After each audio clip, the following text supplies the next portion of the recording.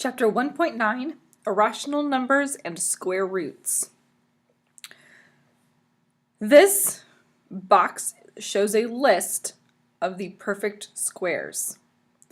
A perfect square is a whole number that has been multiplied by itself. So, n, this column, this is my number, and squared is that number multiplied by itself. You need to memorize this list. Okay, these are in all of your basic math facts, so they should look really familiar to you. Okay, and the reason we call these a perfect square is I'm going to use 4 and 4 squared as an excuse, is let's say I make a figure that is 4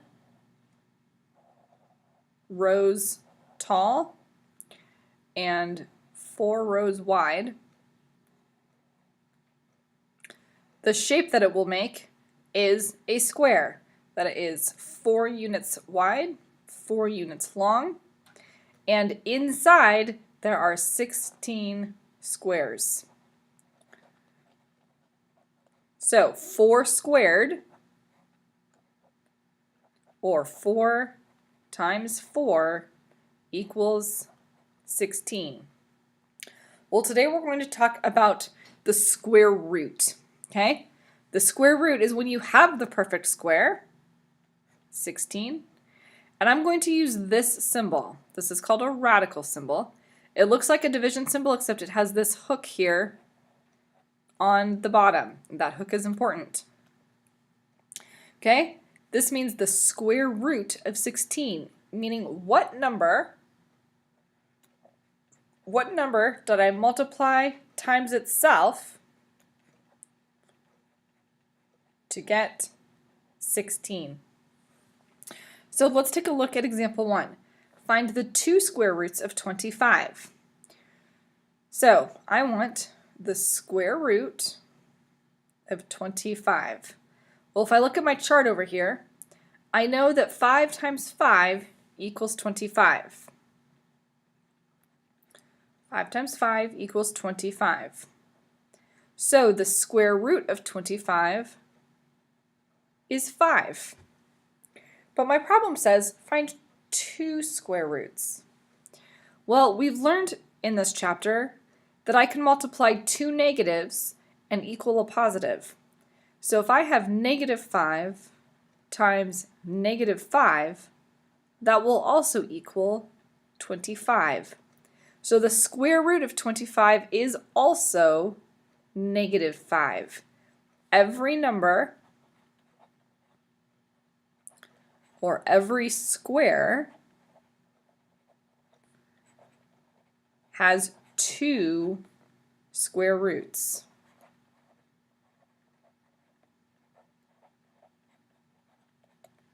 The positive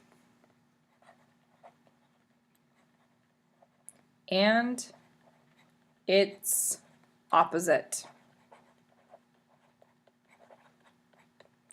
So the square root of 25 is 5, but it is also the opposite of 5, or negative 5.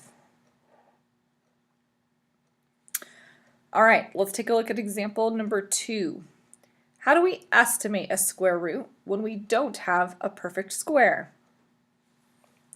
So estimate the value of the square root of 28. That's how we pronounce this, the square root of 28, to the nearest integer and to the nearest tenth. So let's start with the integer. If I go back to that list on this page, I have 25 and 28, or 25 and 36, and I'm looking for 28. So the square root of 25 equals 5. The square root of 36 equals 6. Well, the square root of 28 is much closer to 25. So the square root of 28 is about 5. That's my nearest integer. If I was to put these on a number line, the square root of 28 would be much closer to 5 than it would be to 6. However, it also asks us to estimate to the nearest tenth. So rather than the whole number 5, I want to know what is 5.1 squared, 5.2 squared, 5.3 squared, and so on, until I find a number that is as close to 28 as I can get. So 5.1 squared means 5.1 times 5.1. I am going to give you permission to use a calculator eventually, but for now you can do that by hand. 5.1 squared is 26.01. 5.2 squared is 27.04, so we're getting closer. 5.3 squared is 28.09. Well, that's about as close to 28 as I can get. So the square root of 28 rounded to the nearest tenth is about 5.3. So this, as I make a really bad box here, guys, sorry. This is my final answer. The square root of 28 is about 5, and it's about 5.3 to the nearest tenth. So let's compare square roots. Which is greater, the square root of 18 or 4.4? Well, using that same process, I want to find the square root of 18, which is between the square root of 16 is 4, and the square root of 25 is 5. So it's going to be somewhere between 4 and 5. So let's start with 4.1 squared equals 16.81. 4.2 squared is 17.64. 4.3 squared is 18.49. All right, well, I want the square root of 18, and I want 4.4. Well, 4.3 squared is 18.49, which is larger than 18. So the square root of 18 is less than 4.4. If I wanted to check my work, 4.4 squared is 19.36. So the square root of 19.36 would be 4.4, and I only want the square root of 18. So 4.4 is larger. So example 4, let's apply this to a formula for surface area. S, capital S period A period, is surface area. So SA equals 13R squared approximates the surface area of a sphere with the radius r. Find the radius of a sphere with surface area 780 square units. So we need to go ahead and plug in what we know and then solve this. So of course you're going to write the formula first. Then I'm going to plug in the 780 equals 13R squared. Reverse order of operations. I'm going to divide by 13 first.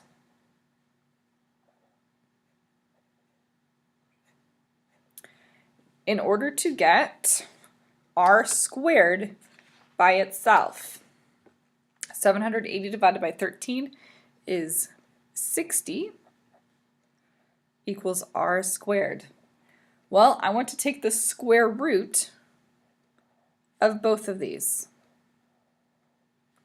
The square root of r squared is r. The square root of 60, let's find the perfect square on each side. I know I have 7 times 7 is 49. So the square root of 49 is 7, and 8 times 8 is 64. So it's going to be somewhere between 7 and 8. 60 is much closer to 64 than it is to 49, so I'm going to guess it's going to be closer to the 7.7, 7.8 range. So let's try it. Let's start with 7.6 just for good measure. So 7.6 squared is 57.76. 7.7 squared, and yes, this is just a lot of guess and check and see what happens. That's okay. 59.29. Okay, that's really close to 60, but let's try 7.8 squared just for good measure. 7.8 squared is 60.84. Well, 59.29 is closer than 60.84. So my radius, instead of being an equals, is actually about, it's the little wavy lines, 7.7 units.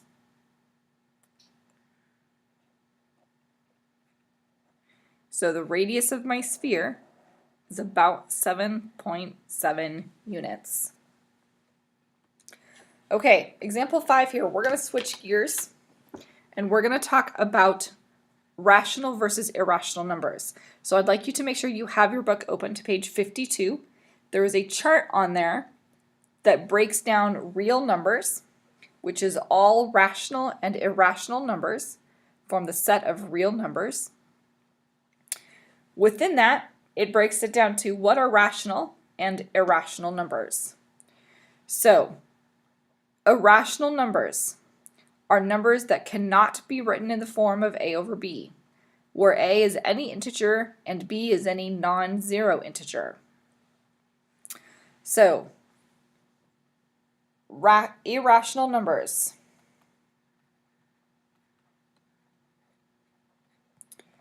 They don't end, they're non-terminating, and they don't repeat. Okay? The number pi is the perfect example of an irrational number. It is a decimal that doesn't end, and it is a decimal that does not repeat. So, I want to classify all of these as rational or irrational. So, A, 0.81811811. So, while there is a pattern that the number of ones increases each time, this is not actually a repeating pattern, it's an increasing pattern. The ... tells me it's not ending, it's going to continue. So this is irrational. It doesn't end, the decimal does not end, and the decimal does not repeat. A pattern does not mean repetition. But if I look here at problem B, I have negative 0.81 with this line over the top. This tells me that this 81 repeats. So I would have 81, 81, 81, 81, etc. That is repeating. Because it is repeating, it is therefore considered a rational number. C, 1 2/9. I have an integer over an integer with a whole number. All whole numbers are rational, but my fraction has an integer over an integer. Therefore, it is considered a rational number. If I was to convert 2/9 into a decimal, I would get 1.22 repeating. That 2 is going to repeat forever, therefore it is in fact rational. Now the last one, the square root of 2. You're actually going to need to use your calculator for this one. So if you're using a calculator like we have in class, you're going to press the second button and then the button right next to the 7 that has the x squared button. That is the square root button. Hit 2 and hit enter. And you should get 1.414213562. There's no pattern there. There's no repeating. It doesn't end. So the square root of 2 is considered an irrational number. Now, this can be kind of tricky to remember. So refer back to that chart and always remember pi. If you remember pi is irrational and you compare every problem you look at to pi, if it's like pi, it's irrational. If it's not like pi, it's rational. Okay, that's it for examples. Please complete your QCs and CYUs and ask me any questions you need.